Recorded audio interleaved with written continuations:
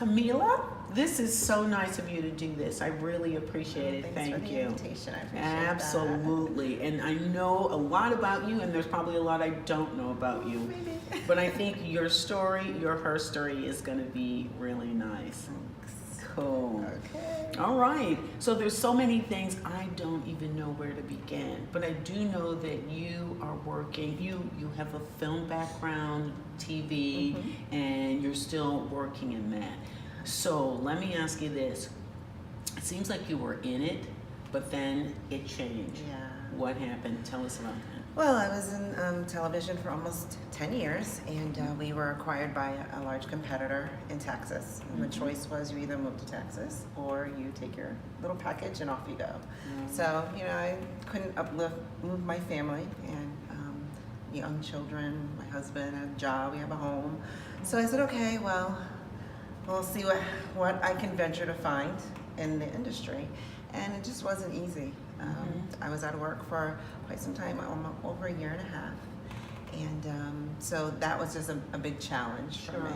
I loved what I did and had a strong network, but mostly everyone were in the big markets. They said, well, if you want to move to Atlanta, if you want to move to New York, if you want to move to Chicago, I said, well, I didn't have that option at the time. Wasn't the time. Yeah.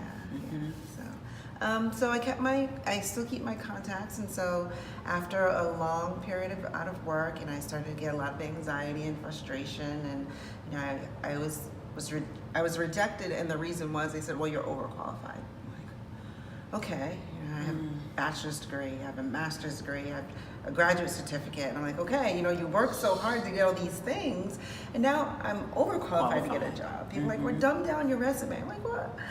Why would I do that? Why would I do that? I worked hard to get to where I was. So it was a long struggle, and I learned a lot about myself and a lot about the support system that I thought I had. And it changed into, realizing who your friends were and who was really there for you when you really needed them. That's interesting too that you said that, because I was going to ask you what were the mainstays that brought you out of it, and yet you found some things that you thought would be your mainstay or your support system, and it wasn't. Right. Yeah. So what do you do? I think I took some advice from close friends, and they said you need to reinvent yourself. Obviously the industry isn't where you are right now. You can't move, so you have to kind of metamorphose into doing other things with your skills. So that was like, oh gosh, a self-reflection, reevaluating, what the market was like, and okay, what can I offer? How can I rebrand myself? So I ended up teaching. So I'm an adjunct professor at a all-women's university. So I took all of those degrees and skills and everything I learned to teach classes. And then I started doing some consulting, some media side consulting. And then I just kind of started focusing, okay, I need something to do for now until I get myself back to where I want to be, because I do love the industry. I did continue to be involved in a lot of organizations, so I utilize those organizations to stay relevant. So it was like a little bit of everything, kind of stretching myself, which is hard because I'm an introvert. I'm an introvert by nature, so I'm like a behind the scenes type of person. So when it's, I'm an extrovert when I have to be. I was going to say, I met you. I never felt as though you were an introvert. Were you like hosting the event? Yeah, it's a skill. It's I remember one of my old bosses, and she's a good friend of mine. She always used to say, it's a muscle. Once you learn it, you get better at it, but you have to put yourself out there. You have to network. You have to, go to different things that you may not necessarily go to, because one, you're in the job market, and two, it's good for your career. You have to stretch and push yourself. So yeah. Wow. Yeah. Wow. So let me ask you something. If right now, and you're doing all the extra things, what right now, if you could, what would you want to be doing in the field of media? I would probably want to do, and there's this organization that I know of, and the woman who founded it, I would love to have her job. She actually brings together all different women in the industry, and from all over, and they have these retreats, and it's really making sure that they have the connections and they network amongst themselves, because there's so few women of color in the industry, and it's I would say an executive level networking group. And I said, well, I would love to do that. She travels all over the place. She's sisters with these women who are just high-powered women, and they get together and they not only talk industry, but they do yoga.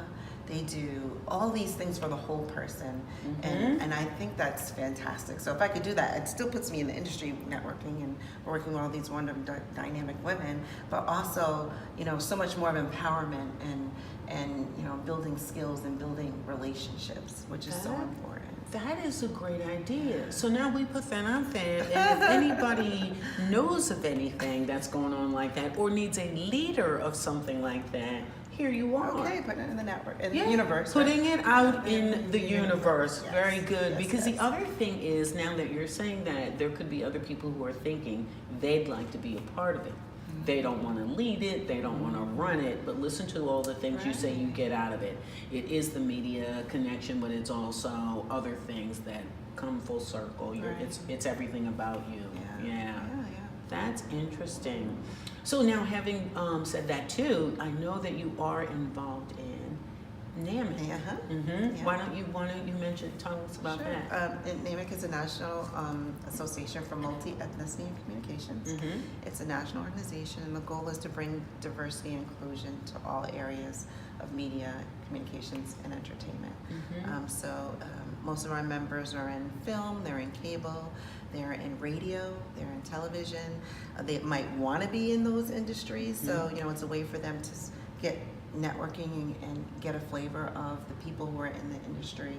And we have college students, we have academic professors in the communications and media space, filmmakers. So it's a big umbrella, because you communicate in different ways. Visually, verbally, through dance. So we have people who are in theater who are involved in the organization. And I'm the chapter president of the New England chapter. We're always looking for members. So perfect. We'll share the information. Yes, absolutely.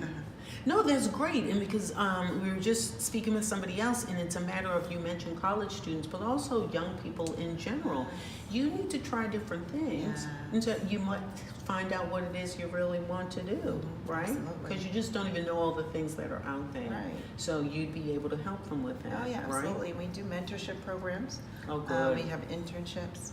And I think the mentorship is key, because that's the way the students find out, I think I want to do broadcasting, I think I want to be a filmmaker, what do I do, how do I get started? And those relationships can lead to maybe getting an introduction to your first job, being an intern somewhere. Yeah, with experience of somebody who's actually doing it. Yes, interning is really great. Yeah, it is really great. Yeah. So, no. Now, just to ask you too, what is the one thing, because I like what you're doing, that even though you have another profession, but you're sticking to where you want to be. So you're not at that job, but you're doing everything else to stay involved in what you want to do. How do I say this? How would you let people know how they might want to do the same thing?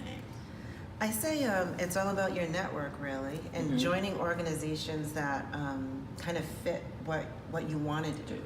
Because a lot of times you might be in a job, like it pays the bills, but I really want to do X, or I really want to do Y.